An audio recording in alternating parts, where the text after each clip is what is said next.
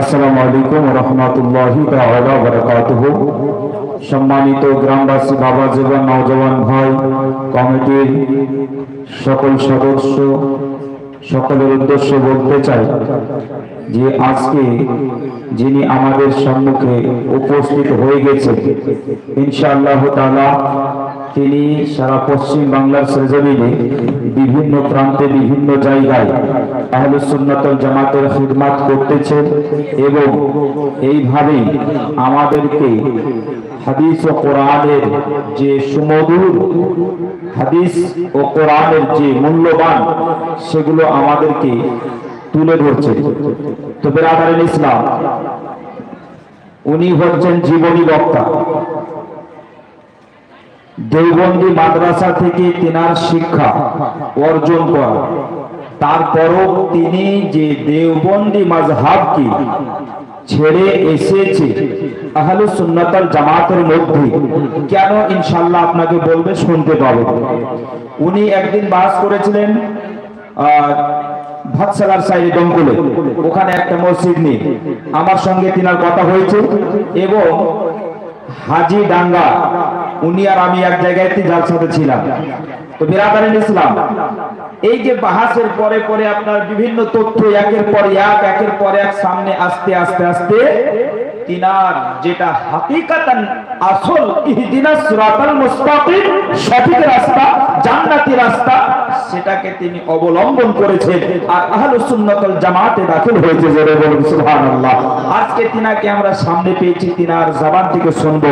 বিরাদারিন ইসলাম, যে সমস্ত ভাইরা দাঁড়িয়ে আছে বা যে সমস্ত মাদানী ভাই বোন, চাচা, নানা, যিনারা এখনো পর্যন্ত আসেন নাই, সুমিষ্টি ভাষী সুরের রাজা কোকিল কণ্ঠে আপনাদেরকে বক্তব্য শোনাবেন তাইজুল ইসলাম সাহেব, তিনি এসেছেন। তিনাকে দেওয়ার পূর্বে কয়েকটি প্রশ্ন আপনাকে করব, কয়েকটি প্রশ্ন আপনাদেরকে করব। আপনার ঈমানটা দুর্বল আছে না সবল আছে? প্রথম প্রশ্ন হলো আপনাদের জন্য, একই সঙ্গে ডবল কাজ একজন ব্যক্তি করতে পারে কি না? উত্তর ইনার পরে আমাকে দিবেন, আমি এরপরে আবার যখন বলবো তখন দিবেন। ইমাম সাহেবের পিছনে কিরাত করতে হবে না চুপ থাকতে হবে? হাদিসের আলোকে উত্তর দেব ইনশাআল্লাহ। এবং তার পাশাপাশি আরেকটি কথা ভালো করে শুনেন, যারা বর্তমান সময়ে সামান্য 2 বছর 4 বছর হলো বড় বড় কথা বলতে আরম্ভ করলো,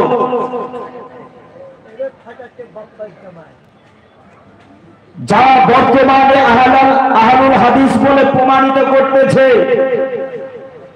আপনার ঈমানকে বরবাদ করতেছে, এদের বিষয়ে কয়েকটি কথা।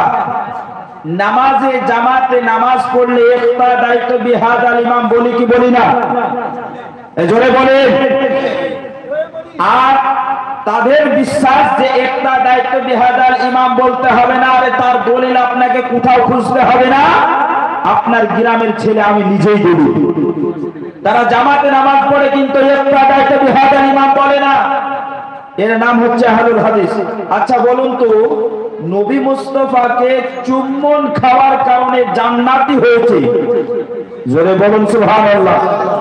আর বর্তমান সময়ে এরা চুম্বন খাওয়াকে বেদাত বলে, চুম্বন খাওয়ার কারণে জান্নাতি হয়েছেন সাহাবী, আর এরা চুম্বন খাওয়াকে বেদাত বলে। মুস্তাহাব কাজকে, নফল কাজকে এরা প্রাধান্য দেয় না।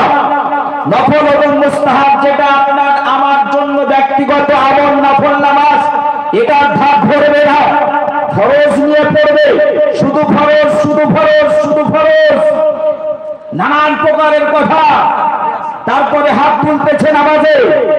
হাদিসের মধ্যে হাদিস কয়েক প্রকার আছে, হাদিসে মুতাওয়াতির আছে, হাদিসে সহিহ আছে, হাদিসে গরীব আছে, হাদিসে ওয়াহিদ আছে, এই রকম বিভিন্ন প্রকারের হাদিসের বর্ণনা আছে।